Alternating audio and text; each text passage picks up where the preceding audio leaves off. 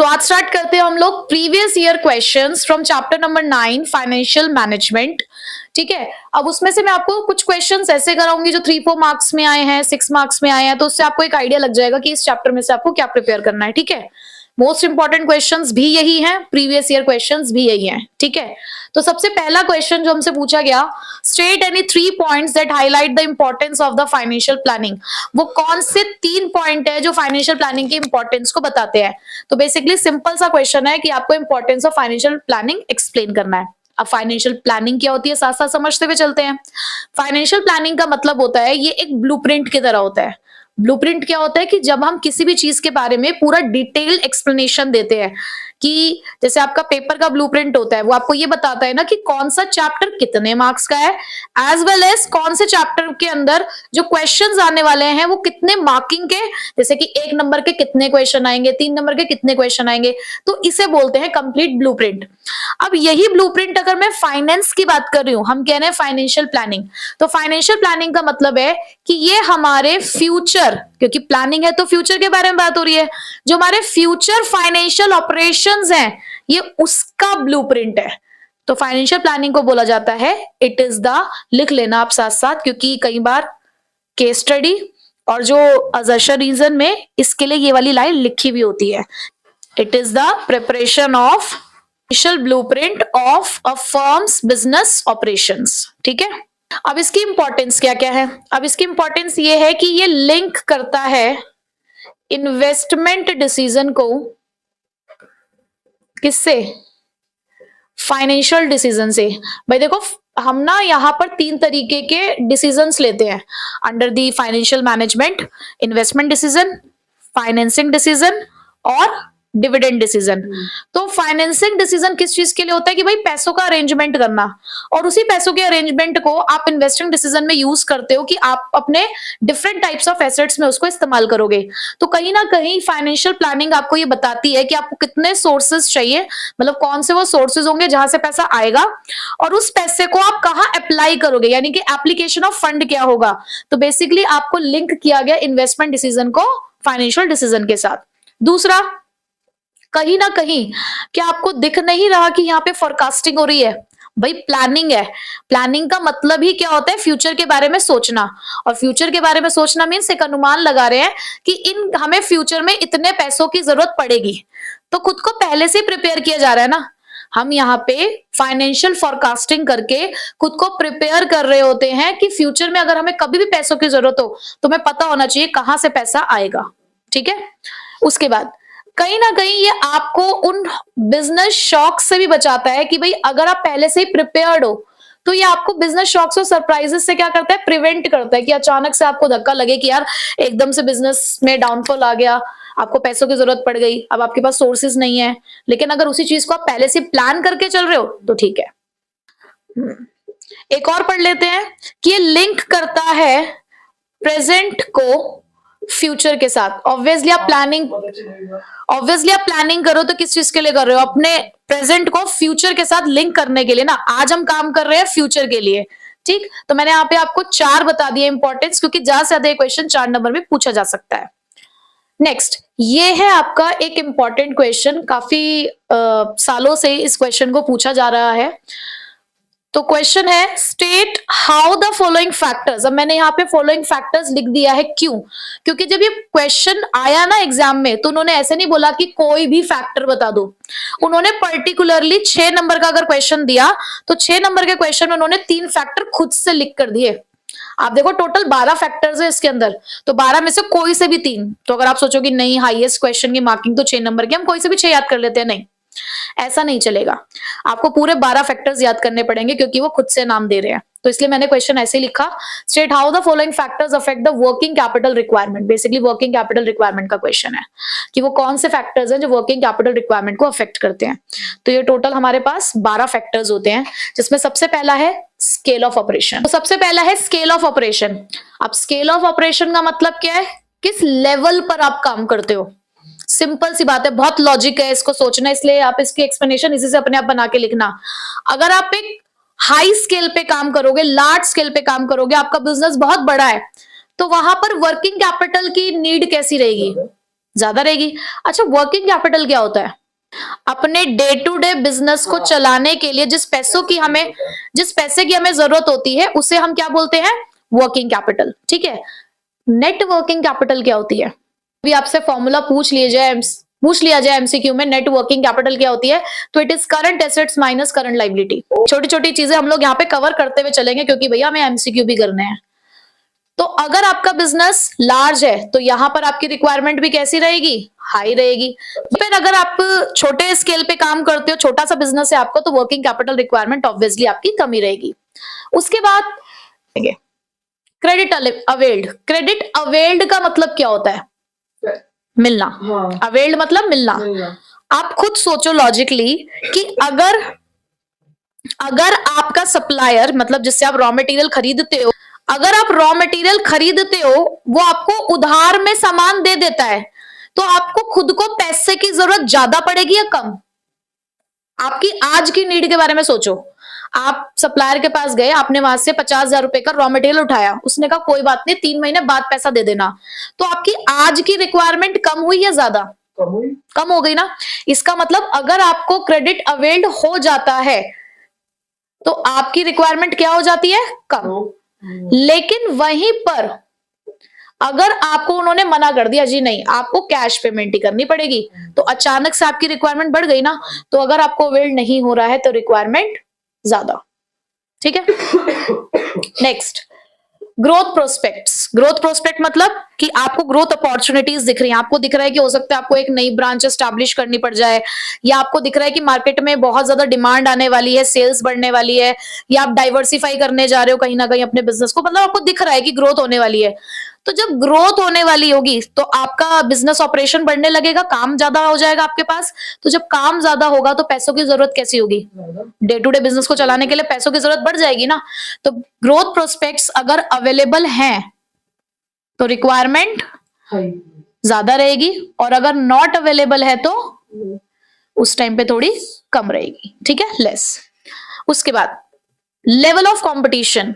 Market में खूब तगड़ा कंपटीशन चल रहा है, आप चाहते हो कि आप अपने कॉम्पिटिटर से पहले डिमांड को पूरा करो, तो अपने पास हमेशा स्टॉक मेंटेन रखोगे ना, ताकि अपने कस्टमर को टाइम से सेटिस्फाई कर सको। तो अगर लेवल ऑफ कंपटीशन भी हाई होगा तो रिक्वायरमेंट भी क्या होगी? हाई होगी, है ना। उसके बाद अगर वही लेस कंपटीशन आपको देखने को मिल रहा है तो रिक्वायरमेंट भी थोड़ी कमी रहेगी। Next, seasonal factors. सीजन का टाइम चल रहा है, तुम दुकान लगाते हो विंटर जैकेट्स की। हमारा राजू जो ये सोम बाजार, बुध बाजार, शुक्र बाजार है, उस बाजारों में जाकर जैकेट बेचता है। ठीक है, 850 करके ऐसे करके जैकेट्स बेचता है। तो मुझे ये बताओ अभी फिलहाल कौन सा सीजन चल रहा है? तो इस टाइम पे विंटर क्लोथ्स के लिए आप कह रहे हो विंटर सीजन चल रहा है, तो विंटर क्लोथ्स कैसा है? Peak season. हालांकि अब जाता हुआ सीजन हो रहा है, तो पीक सीजन के टाइम पे रिक्वायरमेंट हमेशा क्या रहती है? हाई। लेकिन वहीं पे अगर है ना लीन सीजन, ऑफ सीजन जिसे आप कहते हो, अब फिलहाल समर क्लोथ्स कौन लेगा? अगर बहुत ज्यादा ठंड है तो उस टाइम पे समर क्लोथ्स लोग नहीं लेंगे। ठीक है, तो उस टाइम पे रिक्वायरमेंट कैसी होती है हमारी? लो। ठीक। नेक्स्ट, इन्फ्लेशन है। इन्फ्लेशन का मतलब क्या है? High price.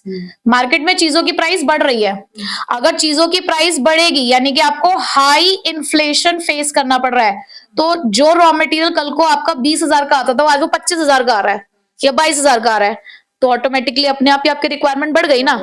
तो हाई इन्फ्लेशन के टाइम पे मोर, बट अगर वहीं पे इन्फ्लेशन का लेवल थोड़ा कम चल रहा है तो क्या हो जाएगा? लेस। ठीक है। Operational efficiency. किसी भी बिजनेस की ऑपरेशनल एफिशिएंसी अगर हमें चेक करनी है तो याद है अकाउंटेंसी में आप टर्नओवर रेशियोज पढ़ते हैं, तो बेसिकली उनको चेक किया जाता है, जिसके अंदर आप mainly inventory turnover ratio, debtor turnover ratios, इन चीजों को कैलकुलेट करते हो। ठीक है, तो अगर आपकी ये रेशियोज हाई आती हैं, हाई रेशियोज आपको देखने को मिल रही है, तो रिक्वायरमेंट लो हो जाती है। रेशो हाई आने का मतलब ये है कि आप अपने रिसोर्सेज को बहुत अच्छे से इस्तेमाल कर रहे हो, जल्दी जल्दी आपके जो स्टॉक है वो बिकता चला जाता है, डेटर्स आपके पैसे देते चले जाते हैं, तो आपके पास पैसा आ जाता है टाइम से। तो हाई रेशो इस चीज का इंडिकेशन है कि आपकी रिक्वायरमेंट लो है। बट वहीं पे अगर ये रेशोज ही लो आ रही हैं तो रिक्वायरमेंट आपकी कैसी हो जाएगी? हाई। नेचर ऑफ बिजनेस की अगर मैं बात करूं तो वैसे 3 तरीके के बिजनेस होते हैं, ट्रेडिंग, सर्विस और मैन्युफैक्चरिंग। बट अगर आप 2 भी एक्सप्लेन करोगे तो कोई प्रॉब्लम नहीं है। ट्रेडिंग और मैन्युफैक्चरिंग की अगर मैं बात करूं तो ट्रेडिंग का काम क्या होता है भाई, इधर से सामान लेके बेसिकली उधर बेच देना, कोई मैन्युफैक्चरिंग प्रोसेस नहीं है। वहीं पर अगर मैं मैन्युफैक्चरिंग बिजनेस की बात करूं तो पूरा एक प्रोडक्शन प्रोसेस है। खुद बताओ पैसों की जरूरत कहां ज्यादा है? डे टू डे बिजनेस के लिए भले ही पैसा चाहिए, मैन्युफैक्चरिंग में ज्यादा रिक्वायरमेंट है, तो यहां रिक्वायरमेंट हाई और यहां रिक्वायरमेंट लो। ठीक है, नेक्स्ट, क्रेडिट अलाउड। जिस तरीके से क्रेडिट अवेल्ड खुद को क्रेडिट मिलना है, उसी तरीके से क्रेडिट अलाउड आगे कस्टमर्स को क्रेडिट देना है। आपका डेटा, आपका जो कस्टमर आ रहा है आपके पास सामान खरीदने के लिए, आप उसे कहते हो कि ठीक है हम आपको 3 महीने का दे देते हैं उधार, तो क्या आपका अभी पैसा आया? तो आपकी अभी की रिक्वायरमेंट क्या हुई? बढ़ गई ना, क्योंकि आपके पास अभी फिलहाल कस्टमर से पैसा नहीं आ रहा है, कैश नहीं आ पा रहा है। तो क्रेडिट अगर आप अलाउड करते हो ज्यादा से ज्यादा, तो आपकी खुद की रिक्वायरमेंट बढ़ जाएगी, क्योंकि आपका पैसा कहीं ना कहीं टाइड अप हो गया है। ठीक, लेकिन वहीं पे अगर आपको क्रेडिट अलाउड नहीं कर रहे हो, आप कहते हो हम जो ज्यादातर कैश में डील करते हैं, तो आपकी रिक्वायरमेंट फिर कम रहेगी।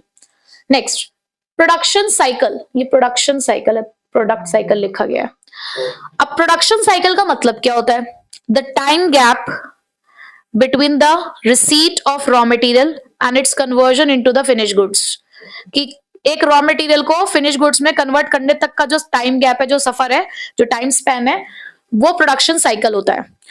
जिनका प्रोडक्शन साइकिल लॉन्गर होता है, यानी कि जिन प्रोडक्ट्स को बनाने में ज्यादा समय लगता है, उनके अंदर डे टू डे बिजनेस को चलाने के लिए पैसों की जरूरत भी ज्यादा होगी, क्योंकि जब तक सामान बिकेगा नहीं पैसा आएगा नहीं।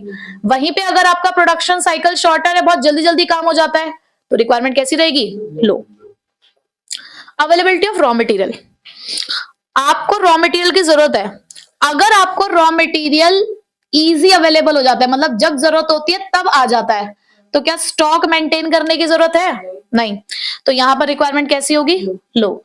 लेकिन अगर आपको रॉ मटेरियल समय से नहीं मिल पाता है, आपको पहले से ही स्टॉक को अपने पास स्टोर करके रखना पड़ता है, तो ऐसे में आपकी रिक्वायरमेंट कैसी हो जाएगी? हाई। उसके बाद बिजनेस साइकिल। बिजनेस साइकिल का मतलब क्या होता है कि हमारे जो बिजनेसेस होते हैं ना, उसमें भी बूम सीजन आता है, लीन सीजन आता है, मतलब कभी तो बहुत अच्छा बिजनेस चल रहा है, वॉल्यूम ऑफ सेल्स ज्यादा है, वॉल्यूम ऑफ प्रोडक्शन ज्यादा है। तो अगर हमारा चल रहा है बूम सीजन, तो रिक्वायरमेंट कैसी होगी? हाई। बट वहीं पे अगर चल रहा है डिप्रेस्ड सीजन, डिप्रेस मतलब मंदा चल रहा है मार्केट के अंदर, बहुत ज्यादा सेल्स या प्रोडक्शन नहीं हो रहा है, तो ऐसे में रिक्वायरमेंट कैसी रहेगी? लो। तो बस ऐसे ही इन पॉइंट्स को आप याद करो, हाई और लेस करके, और अपने आप बनाओ लैंग्वेज। कोई दिक्कत वाली बात नहीं है, बस ये पता होना चाहिए आपको, पॉइंट्स याद रहने चाहिए। तो पॉइंट्स याद रखने के लिए मैंने बनाई तो है एक एक्रोनिम, अगर आपको ठीक लगे तो आप उससे याद कर सकते हो, जो मुझे यहाँ पे ठीक लगी। क्या था? एक सेकेंड रुक जाओ। हाँ, पिक एसएससी गोल, आगे वाला नहीं बन पाया, बस पिक एसएससी गोल बीएन। ठीक है, बाकी उसके आप भी अपने अकॉर्डिंग भी कुछ ना कुछ बना सकते। नेक्स्ट क्वेश्चन है हमारे पास, explain the objectives of financial planning. Financial planning के ऑब्जेक्टिव्स क्या है? तो सिर्फ 2 ही ऑब्जेक्टिव्स होते हैं इसके। पहला ऑब्जेक्टिव है to ensure the availability of funds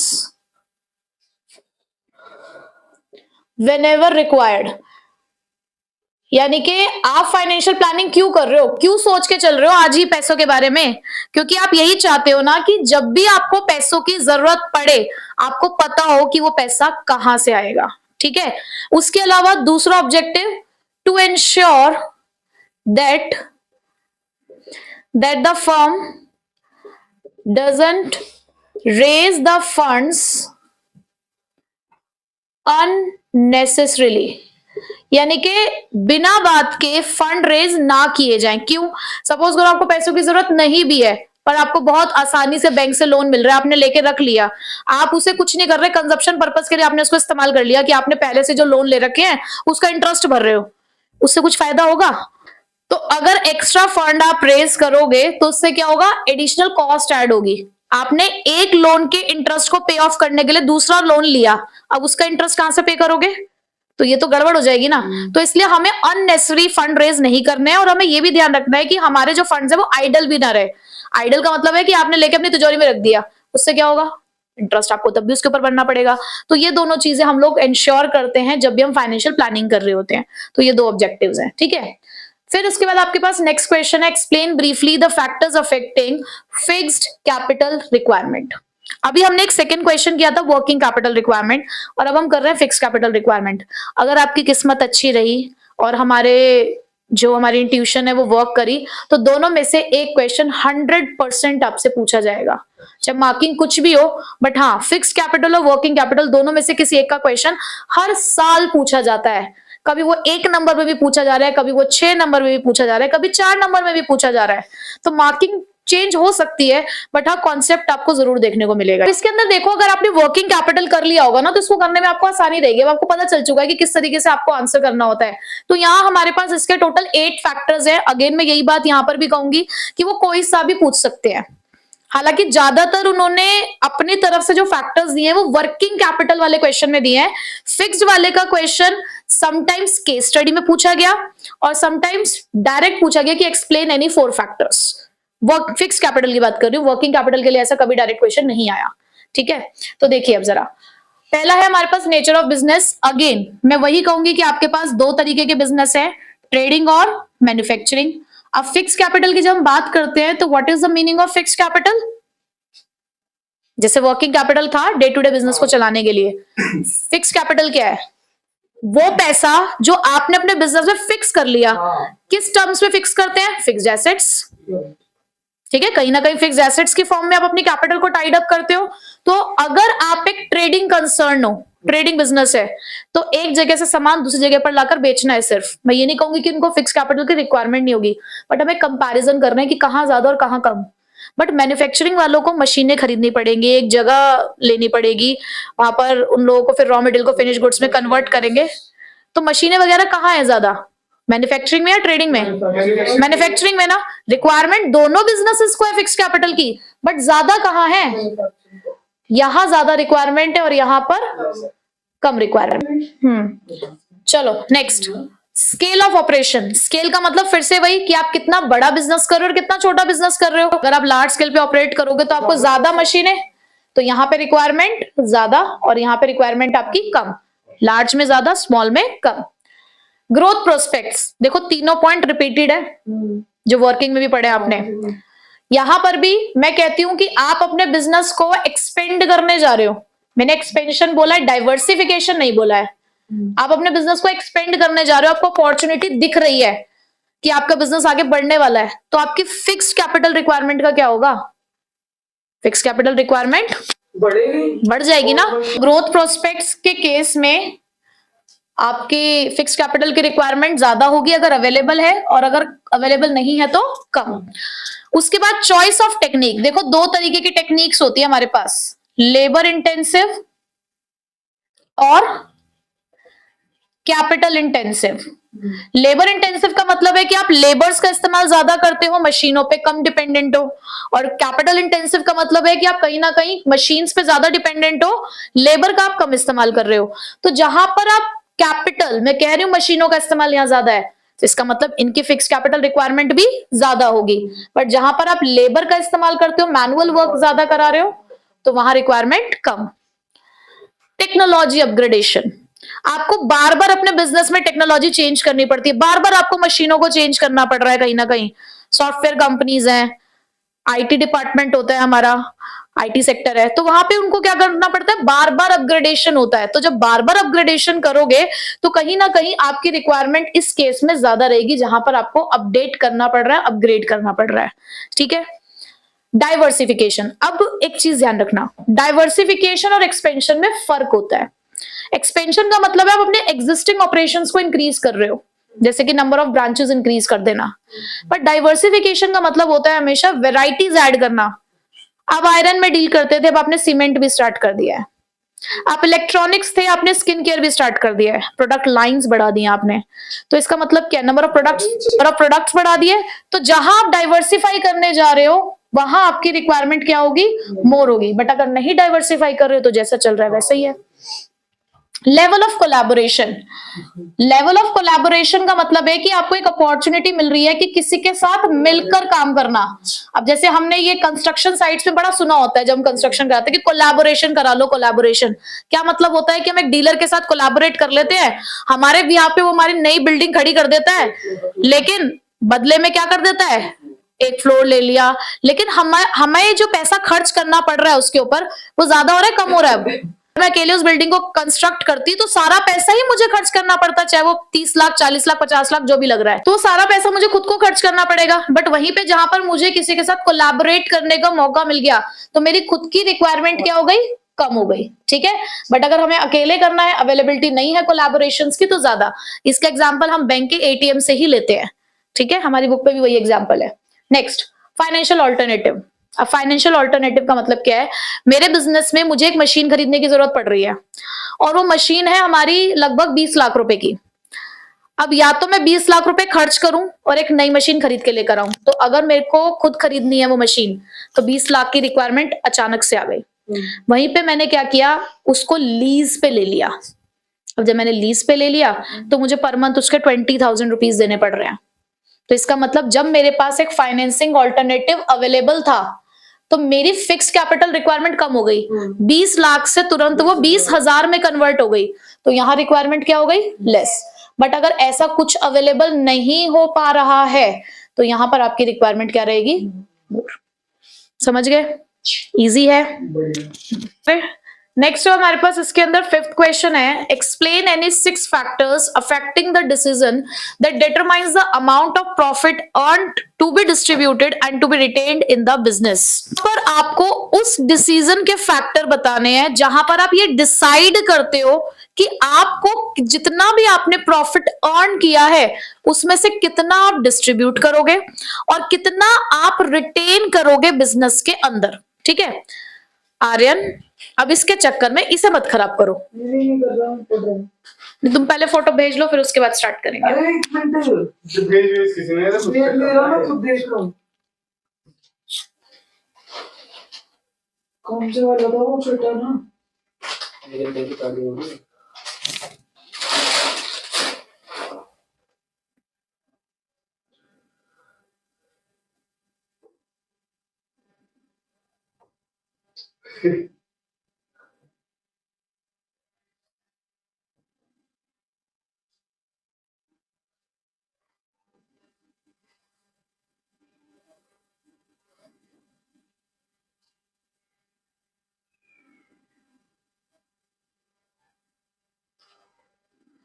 खुद देख लूंगा। मुझसे मांग रहे थे मार्किंग स्कीम, मैं दे देती। मार्किंग स्कीम थोड़ी देख रहा है, ये सॉल्यूशन देख रहा है। सॉल्यूशन ही कोई मार्किंग स्कीम कहते हैं। सॉल्यूशन क्या है? मेहनत करने तो बेचारे को।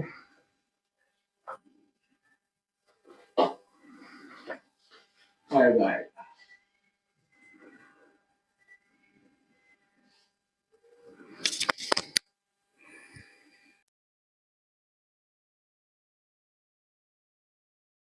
बाद में तो इसके लिए कौन सा बोर्ड में जुड़ने तो प्रैक्टिस के लिए इतना मत सोचो उस चीज को। अब मैं स्टार्ट कर लूं, अब ध्यान यही है चल, क्योंकि इसकी केस स्टडी कराऊंगी तो तुम्हें याद होना चाहिए कि कॉन्सेप्ट में क्या था। तो हमें यहाँ पर ये देखना है कि प्रॉफिट जो आपने कमाया उसका कितना पार्ट आप रिटेन करोगे यानी कि अपने पास रखोगे और कितना पार्ट आप एज अ डिविडेंड अपने शेयर होल्डर्स में डिस्ट्रीब्यूट करोगे, ठीक है। बेसिकली इस चैप्टर में ना 3 डिसीजन है। इन्वेस्टमेंट डिसीजन, एसेट से रिलेटेड होता है कि कितना हमने एसेट्स में पैसा लगाया। फाइनेंसिंग डिसीजन कि बस पैसा कहां से आया, लॉन्ग टर्म सोर्सेस क्या थे पैसे आने के, वो डेट और इक्विटी होते हैं। तीसरा डिसीजन होता है डिविडेंड डिसीजन। अब जो मैंने तीसरा नाम लिया तुम्हें पता चल गया होगा ना कि किस चीज के बारे में बात हो रही है, डिविडेंड डिसीजन के बारे में, क्योंकि डिविडेंड डिसीजन के अंदर ही हम ये डिसाइड करते हैं कि प्रॉफिट का कितना पार्ट आप रिटेन करोगे और कितना पार्ट आप डिस्ट्रीब्यूट करोगे। तो बेसिकली ये कौन से कॉन्सेप्ट का क्वेश्चन है, डिविडेंड डिसीजन का, और उसी के आपको यहाँ पे फैक्टर्स एक्सप्लेन करने हैं। तो टोटल आपके पास 11 फैक्टर्स हैं, क्वेश्चन में 6 फैक्टर्स पूछे गए हैं, लेकिन कोई से भी आ सकते हैं। जैसे कि लास्ट ईयर एग्जाम में उन्होंने डायरेक्टली पॉइंट्स दिए, ठीक है, मोस्ट ऑफ द एग्जाम से वो डायरेक्टली पॉइंट्स दे रहे हैं अपने पास से, तो हमें सब पता होने चाहिए। सबसे पहला amount of earning, amount of earning के अंदर दो तरीके की अर्निंग आएंगी आपकी, पास्ट और करंट। अगर आपकी अर्निंग्स अच्छी हैं तो डिविडेंड ज्यादा दोगे, अर्निंग अच्छी नहीं है तो डिविडेंड ज्यादा नहीं दोगे। स्टेबिलिटी ऑफ अर्निंग, हमेशा अपनी अर्निंग्स की स्टेबिलिटी को भी हमें चेक करना चाहिए। स्टेबिलिटी मतलब ऐसा ना हो कि कभी तो आपको बहुत सारा प्रॉफिट हो जाता है, कभी आपको लॉस पे जा रहे हो या इनएडिक्वेट प्रॉफिट है। तो देखो, अगर आपको लगता है कि आपके जो प्रॉफिट्स है वो फ्लक्चुएट होते हैं, तो थोड़ा डिविडेंड का लेवल भी उसी हिसाब से रखो। क्यों? सपोज करो किसी साल में तुम्हें बहुत ज्यादा प्रॉफिट हो गया, आपने बहुत ज्यादा डिविडेंड डिस्ट्रीब्यूट कर दिया, तो कहीं ना कहीं शेयर होल्डर की मेंटालिटी होगी कि अगले साल अब इससे भी ज्यादा मिलेगा। तो आप अपनी अर्निंग के अकॉर्डिंग उनको एक पैटर्न शो करो डिविडेंड का।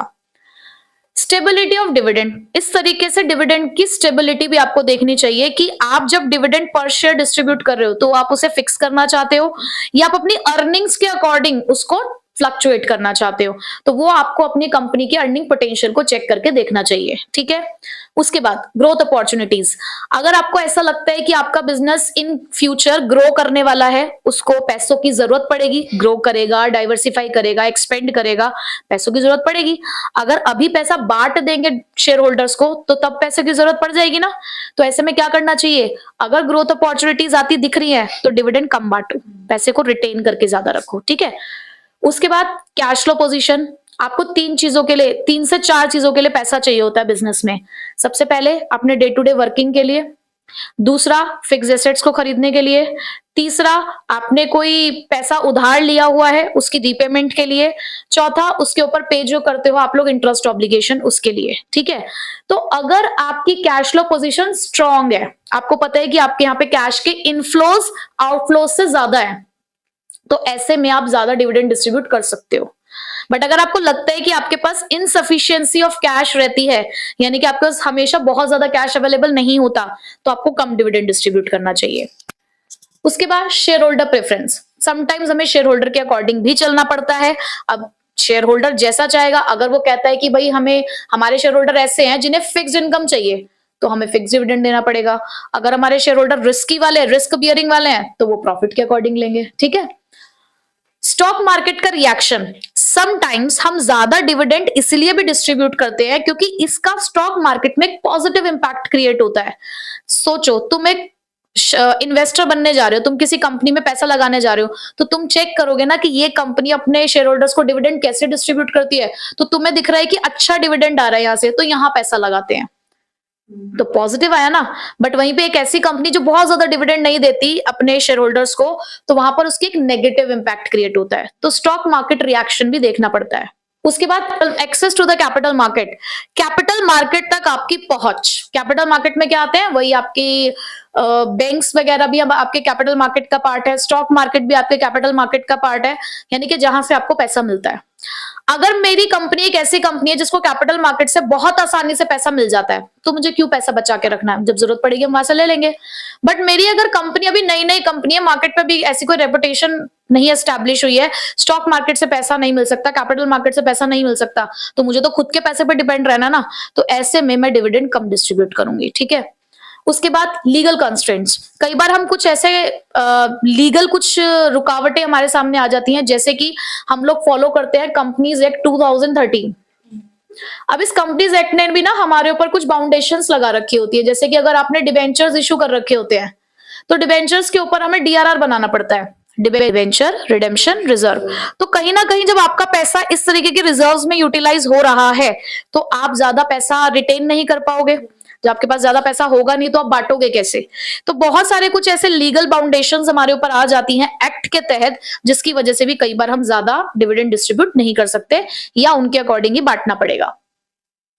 कॉन्ट्रैक्चुअल कंस्ट्रेंट, अब कॉन्ट्रैक्चुअल कंस्ट्रेंट्स का मतलब होता है कि सपोज हमने किसी फाइनेंशियल इंस्टीट्यूशन से लोन ले रखा है, अब उनके साथ भी हम किसी कॉन्ट्रैक्ट में बंधे हुए हैं।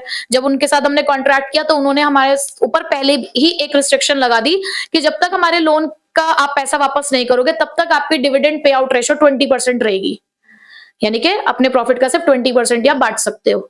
तो ऐसे रिस्ट्रिक्शंस में भी जब हम हो तो उसके अकॉर्डिंग। टैक्सेशन पॉलिसी, जनरली जो डिविडेंड डिस्ट्रीब्यूट किया जाता है उसके ऊपर डिविडेंड डिस्ट्रीब्यूशन टैक्स होता है। सिंपल सी बात, अगर वो टैक्स रेट हाई होगा, कंपनी को भरना पड़ता है, तो कंपनी कम डिविडेंड देगी, और अगर वही टैक्स रेट कम होगा तो कंपनी ज्यादा डिविडेंड दे सकती है। हाँ ठीक है। ये क्लियर हो गया। बहुत इंपॉर्टेंट क्वेश्चन है, लास्ट ईयर आया है। नेक्स्ट एक और, determining the relative proportion of various types of funds depends upon the various factors। देखो क्या बोला उन्होंने, बड़ी अजीब सी एक लाइन थी, क्या लिखा है, determining the relative proportion of various types of fund, यानी कि ये डिसाइड करना कि कितना फंड हमें अपने पास रखना है। वेरियस टाइप्स ऑफ मतलब फंड जनरली आपके दो ही तरीके के हैं, ऑनर्स फंड और बोरोड फंड्स। ऑनर्स फंड और बोरोड फंड्स, वो कह रहे किसका कितना प्रोपोर्शन रखना है, ये बहुत सारे फैक्टर पे डिपेंड करता है। क्या पूछना चाह रहे हैं, ऐसे भी पूछ लेते हैं कई बार। It is the mix of owners fund and the borrowed fund, ये मिक्स है ऑनर और बोरोड फंड का। ऐसा हम कहां करते हैं, ऐसा हम करते हैं while determining the capital structure of our company. एक कॉन्सेप्ट है आपका फैक्टर्स अफेक्टिंग कैपिटल स्ट्रक्चर, या सिर्फ कैपिटल स्ट्रक्चर। कैपिटल स्ट्रक्चर का मतलब होता है जहां पर हमें ये डिसाइड करना है कि हम अपनी कंपनी की कैपिटल डिसाइड कर रहे हैं। अब उस कैपिटल में हमें बाहर वालों का पैसा कितना रखना है और शेयर्स के टर्म्स में हम कितना पैसा रखना चाहते हैं, यानी कि इक्विटी। तो यहां आपको चॉइस करनी है between the debt and equity, ठीक है। तो उसको अफेक्ट करने के भी 14 फैक्टर्स हैं, सबसे बड़े ज्यादा फैक्टर्स इसी में ही है, ठीक है। बट आपने इतने सारे फैक्टर्स पढ़ लिए ना, तो अपने आप ही आप इसको आइडेंटिफाई कर लोगे। दूसरी चीज, इसी क्वेश्चन से आपका एक और क्वेश्चन भी रेडी हो जाएगा, पता है कौन सा? एक इसके अंदर क्वेश्चन है फैक्टर्स अफेक्टिंग फाइनेंसिंग डिसीजन। बता देती हूँ वो कौन से 7 फैक्टर्स है जो वहां भी दिखेंगे और यहां भी दिखेंगे। 1 2 3 4 5 6 7, ये सातों पॉइंट आप वहां भी लिख सकते हो, ठीक है। तो एक के साथ दूसरा फ्री हो गया। क्या है ये? पहला point cash flow position. Cash flow position वही, अगर आपकी अच्छी कैश फ्लो पोजीशन है। अच्छा पहले मुझे सिर्फ इतना बताओ, डेट महंगा होता है या इक्विटी? कॉस्ट ऑफ इक्विटी ज्यादा होती है कॉस्ट ऑफ डेट से। दूसरी चीज, रिस्क किसमें है? डेट में। कंपनी के पॉइंट ऑफ व्यू से अगर आप देखें तो डेट रिस्की है, इक्विटी एक्सपेंसिव है। ये पॉइंट समझ में आ गया, ठीक है। आपकी जेब में अगर पैसा ज्यादा होगा, देखो इक्विटी का मतलब क्या है कि आपके पास पैसा आएगा, आपका खुद का पैसा बेसिकली, और डेट का मतलब क्या है, बाहर वाले का पैसा। अगर आपकी जेब में अच्छा खासा पैसा है तो आप ज्यादा डेट लेना पसंद करोगे या इक्विटी? ऐसे में डेट प्रेफरेबल होता है, मोर डेट लेस इक्विटी, दोनों ही चाहिए हमें, बस हमें ये पता लगाना है मोर और लेस। रिस्क कंसिडरेशन, रिस्क दो तरीके का होता है, बिजनेस रिस्क और फाइनेंशियल रिस्क। किसी कंपनी का अगर फाइनेंशियल रिस्क ज्यादा है तो उसे ज्यादा डेट नहीं लेना चाहिए, क्योंकि डेट लेना और रिस्क को बढ़ा देगा। तो अगर आपका फाइनेंशियल रिस्क ज्यादा है लेकिन बिजनेस रिस्क कम है, तो ऐसे में आप डेट कम लोगे, इक्विटी ज्यादा लोगे। बट वहीं पे अगर आपका फाइनेंशियल रिस्क कम है, बिजनेस रिस्क ज्यादा है, कोई बात नहीं, ऐसे में आप डेट ले सकते हो, इक्विटी कम प्रेफर करेंगे। स्टॉक मार्केट का रिएक्शन, बुलिश और बियरिश। बुलिश फेज में आपको पता है स्टॉक प्राइसेस हाई होती है, इक्विटी लेना प्रेफरेबल है, और बियरिश फेज में स्टॉक प्राइसेस कम होती है, ऐसे में आपको सस्ते में अपने शेयर्स देने पड़ेंगे, तो उसके लिए आपका डेट प्रेफरेबल है। कंट्रोल, अगर आप इक्विटी ज्यादा से ज्यादा यूज करोगे तो आपकी कंपनी का जो कंट्रोल है ना, वो शेयर होता जाएगा, क्योंकि कहीं ना कहीं इक्विटी में हमें क्या होता है, उनका मैनेजमेंट, यस, आप कहीं ना कहीं इक्विटी देके अपने कंपनी का स्टेक दे रहे हो उन्हें। तो ऐसे में अगर आप नहीं चाहते कि आपको कंट्रोल किसी के साथ शेयर करना है तो डेट, और अगर आप चाहते हो, आप ओके हो कि ठीक है हम शेयर कर सकते हैं, तो इक्विटी की तरफ। Flotation cost, there is a difference between simple cost and flotation cost, बच्चे मिक्स कर देते हैं। फ्लोटेशन कॉस्ट का मतलब होता है the cost of raising fund, यानी कि पैसा उधार लेने में भी पैसा लगता है, किसी से पैसे लेने में भी अपना कुछ जेब का पैसा खर्च करना पड़ता है। जैसे कि आपने डेट इशू किया, ठीक है, आप मतलब किसी बैंक से लोन लेने जा रहे थे, तो लोन लेते टाइम उन्होंने कहा जी ये फाइल चार्ज भरना पड़ेगा, ये डॉक्यूमेंट्स के पैसे लगेंगे, पैसा लगा ना। आप इक्विटी पे जा रहे हो, तो इक्विटी करने के लिए आपने प्रोस्पेक्टस इशू किया, आपने बैंकर रखे, आपने एप्लीकेशन मनी लगाने के लिए भी आपने पूरा स्टाफ वगैरह रखा, बहुत पैसा खर्च होता है इक्विटी जब इशू की जाती है। तो ऐसे में आपको ये चेक करना है कि कौन सा ऐसा सोर्स है जो फ्लोटेशन कॉस्ट के टर्म्स में सस्ता पड़ रहा है, कहां पे कम पैसा खर्च होता है पैसे उधार लेने में, डेट में होता है जनरली ऐसा। तो जिसकी भी फ्लोटेशन कॉस्ट कम होगी हम वो वाला सोर्स ऑप्ट कर लेंगे, ठीक है। उसके बाद टैक्स रेट, फिर से वही बात, अगर आपको टैक्स रेट हाई दिख रहा है तो डेट लेना चाहिए। क्यों? क्योंकि डेट के ऊपर पे किया जाने वाला इंटरेस्ट एक टैक्स डिडक्टेबल एक्सपेंस होता है। जो इंटरेस्ट पे किया जाता है उससे हमारी टैक्स की लायबिलिटी कम हो जाती है। कॉस्ट ऑफ इक्विटी, अब दोनों में डिफरेंस क्या है? कॉस्ट ऑफ इक्विटी का मतलब है जैसे कि मैंने शेयर्स इशू करे, उस शेयर से मुझे 10% डिविडेंड देना पड़ रहा है, तो ये 10% कॉस्ट ऑफ इक्विटी है। ऐसी कॉस्ट ऑफ डेट क्या होता है? मैंने 10% डिवेंचर्स लिए, 10% डिवेंचर लिए, इसका मतलब इस डिवेंचर मुझे 10% का इंटरेस्ट पे करना पड़ेगा, तो ये कॉस्ट ऑफ डेट है। समझ रहे हो इस बात को? तो कॉस्ट ऑफ इक्विटी का मतलब होता है कि जनरली क्या होता है कि अगर फाइनेंशियल रिस्क ज्यादा है, डेट के ऊपर ज्यादा कॉस्ट अगर लग रही है, तो ऐसे में जो इक्विटी शेयर होल्डर्स कहते हैं कि भाई हमें भी अब रिटर्न ज्यादा चाहिए, तो हमारी कॉस्ट ऑफ इक्विटी बढ़ा दो। कॉस्ट ऑफ इक्विटी बढ़ते ही ना अर्निंग पर शेयर कम हो जाती है। तो ये भी एक फैक्टर है जो मैं कंसिडर करना पड़ता है कि कॉस्ट ऑफ डेट कितना चल रहा है, कॉस्ट ऑफ इक्विटी कितना चल रहा है। उसके बाद कॉस्ट ऑफ डेट, वही कि अगर आपको मार्केट से देखना पड़ेगा कि डेट के ऊपर कितना आपको रेट ऑफ इंटरेस्ट भरना है, अगर वो आपको कम दिख रहा है तो ज्यादा रेट ले लो। जैसे बैंक लोन लेने जाओगे तो देखोगे ना कितना रेट ऑफ इंटरेस्ट चल रहा है, ठीक है। फ्लेक्सिबिलिटी, आप बाहर से उधारी सिर्फ एक लिमिट तक ही ले सकते हो, जरूरत से ज्यादा उधारी आपके आगे फर्दर बोरोइंग कैपेसिटी को डिक्रीज कर देती है। हम कहते हैं ना हमारा क्रेडिट स्कोर ये है, वो ये बताता है कि तुम कितना पैसा उधार ले सकते हो। तो अगर आपको फ्लेक्सिबिलिटी मेंटेन रखनी है तो डेट को एक पॉइंट तक ही लेना चाहिए, एक लेवल तक, ठीक है। रेगुलेटरी फ्रेमवर्क, अब रेगुलेटरी फ्रेमवर्क की अगर मैं बात करूं तो वही हमारे कुछ कंपनीज एक्ट वगैरह जो प्रोविजंस बने हुए हैं, ये जो प्रोविजंस बने हुए हैं हमें इसको भी ध्यान में रखना पड़ता है कि हमें डेट लेना है या इक्विटी। अगर वो प्रेफर कर रहे हैं डेट तो डेट की तरफ जाएंगे, अगर वो प्रेफर कर रहे हैं इक्विटी तो इक्विटी की तरफ जाएंगे। इंटरेस्ट कवरेज रेशियो क्या होती है? कितने नंबर ऑफ टाइम्स हमारा प्रॉफिट हमारे इंटरेस्ट को भर सकता है, जिसका फॉर्मूला होता है EBIT अपॉन में interest on long term debts. अगर ये रेशियो अच्छी आती है आप ज्यादा डेट ले सकते हो, कम आएगी तो कम डेट। उसके बाद डेट सर्विस कवरेज रेशियो, यहां आपने सिर्फ इंटरेस्ट की बात करी ना लॉन्ग टर्म डेट की, बट क्या और कोई ऑपरेटिंग एक्सपेंसेस नहीं होते? और भी बहुत सारी चीजें होती हैं, प्रेफरेंस डिविडेंड भी पे करना होता है, डेप्रिसिएशन भी राइट ऑफ होता है प्रॉफिट में से, और भी बहुत सारी चीजें होती हैं। तो जो चीजें यहां कवर नहीं हो पाई उस चीज को हम यहां देखते हैं। ये रेशियो भी अगर हाई आती है तो आप ज्यादा डेट ले सकते हो, कम आएगी तो आप कम ही डेट लोगे। Return on investment, return on investment का फॉर्मूला होता है EBIT अपॉन में कैपिटल एम्प्लॉयड इनटू 100, ठीक है। ये फॉर्मूले में ऐसे लिख रही हूं, कई बार पूछ लेते हैं। अब इसका क्या कॉन्सेप्ट है, ये पॉइंट अपने आप में भी इंपॉर्टेंट है क्योंकि इसके ऊपर पूरा एक कॉन्सेप्ट है लंबा चौड़ा।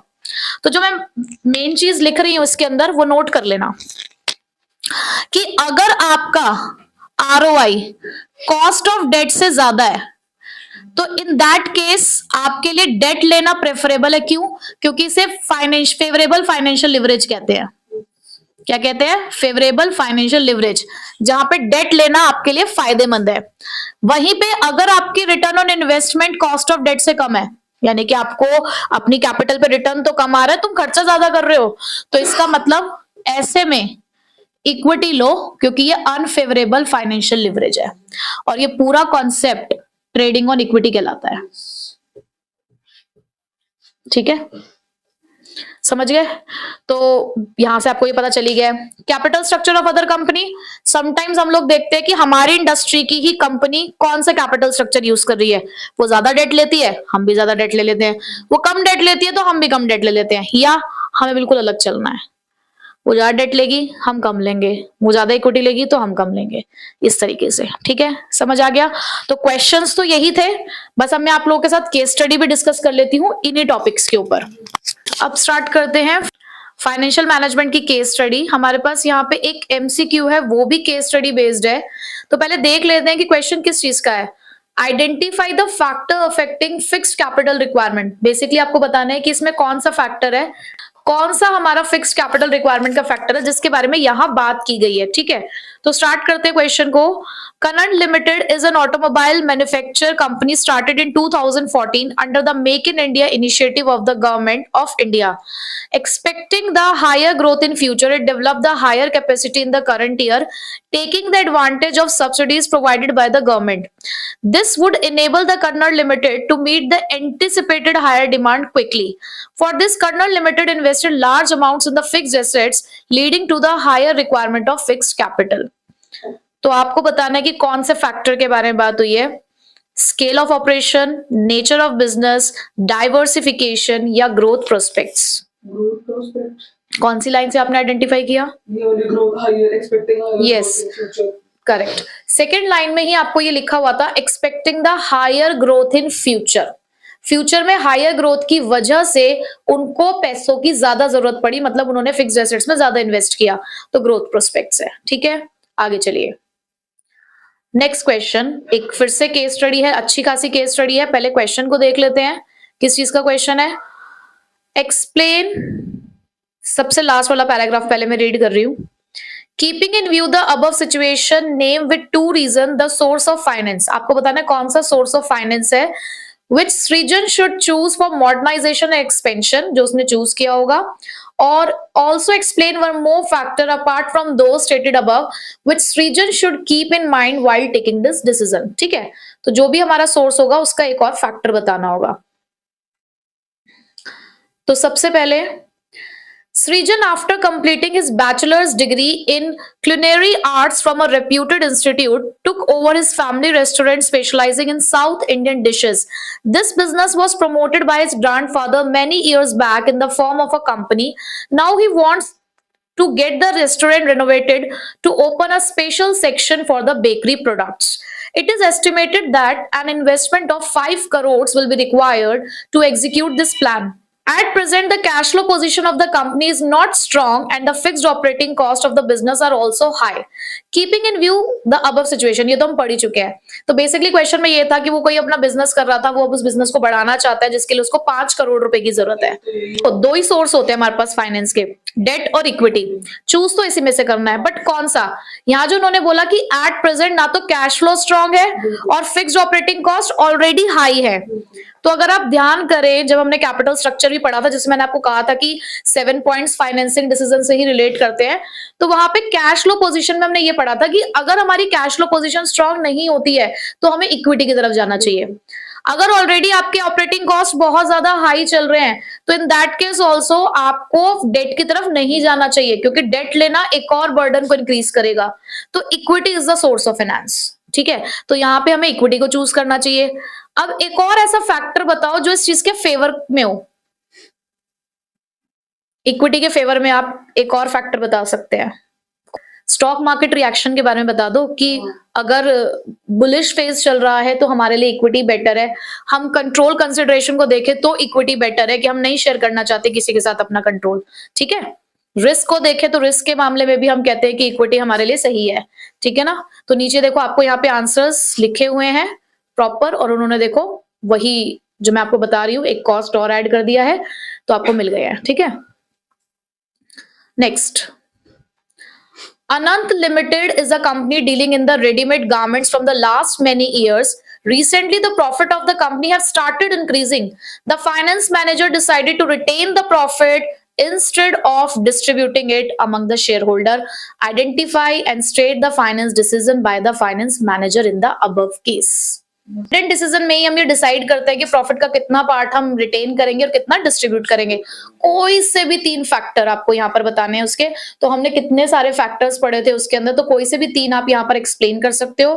पहले इसके डेफिनेशन दोगे, उसके बाद जैसे कि stability of dividend, stability of earning, और आपका ग्रोथ अपॉर्चुनिटीज था उसके अंदर, शेयर होल्डर प्रेफरेंस है, तो कोई से भी 2 आप यहाँ पर लिख सकते हो। ठीक है, next, Ravi has joined as a finance manager in a MTA Limited. He had to arrange the funds of rupees 1 crore for the company. The chief executing officer of the company wants to arrange the funds by a public issue. Public issue मतलब equity. Whereas the finance manager wants to have a mix of debt and equity. मतलब CEO company का कहता है कि सिर्फ equity चाहिए, but company का finance manager कहता है कि डेट भी रखो इक्विटी भी रखो, दोनों को अच्छे से मिक्स करो। And this will determine the overall cost of capital and the financial risk of the enterprise. और इसी से पता चलेगा कि overall cost of capital कितनी आएगी और हमारा financial risk कितना रहेगा। तो बताइए कि जो भी फाइनेंशियल डिसीजन के बारे में यहाँ पे बात हो रही है फाइनेंस मैनेजर के थ्रू, वो कौन सा डिसीजन था। आपको कंफ्यूजन होगा कि क्या लिखना है, कैपिटल स्ट्रक्चर या फाइनेंशियल डिसीजन। तो देखो, अगर उन्होंने ये वर्ड लिख दिया फाइनेंशियल डिसीजन, उन्होंने क्वेश्चन में क्या लिखा है कि आपको कौन सा फाइनेंशियल डिसीजन है जिसमें आप डेट और इक्विटी के बारे में सोच रहे हो, तो अगर फाइनेंशियल डिसीजन बोला गया है तो दैट मींस उन तीनों में से एक चूज करना है, इन्वेस्टमेंट, फाइनेंसिंग और डिविडेंड। तो फाइनेंसिंग आ गया।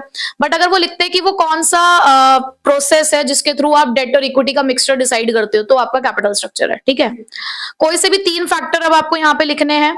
तो सबसे पहले तो हमने फाइनेंशियल डिसीजन को बताया, उसके बाद जैसे कि यहाँ पे कैश फ्लो पोजीशन है, level of fixed operating cost है, कंट्रोल कंसिडरेशन है, तो कोई से भी लिख सकते हो। ठीक है, next, Pinnacle Limited deals in the sale of stationery and the office furniture.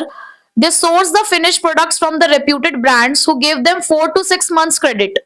मतलब आपको 4 से 6 महीने का क्रेडिट मिल जाता है। Seeing the demand for the electronic items, they are planning to market these items by opening the outlets throughout the India. For this, they have decided to join the hands with the Japanese electronic goods manufacturers. Identify and state any 2 factors that would affect the fixed capital requirement. कोई भी 2 factor आपको बताने हैं जो fixed capital requirement को affect करते हो, as discussed above. यहां पर उन्होंने बोला कि वो इंडिया के अंदर अपना आउटलेट खोलना चाहते थे, उन्होंने कोलैबोरेट किया, ज्वाइन किए hands with the Japanese electronic goods manufacturer. Level of collaboration वाला पॉइंट एक तो हमारा इसके अंदर। अच्छा, दूसरी चीज, ये लोग बना रहे थे पहले किस चीज का काम था इनका, हाँ, स्टेशनरी और फर्नीचर का काम था, बट उसके बाद उन्होंने इलेक्ट्रॉनिक आइटम्स में भी घुसने की कोशिश करी। तो इन्होंने अपने प्रोडक्ट्स चेंज किए, प्रोडक्ट लाइन चेंज करी, डाइवर्सिफिकेशन।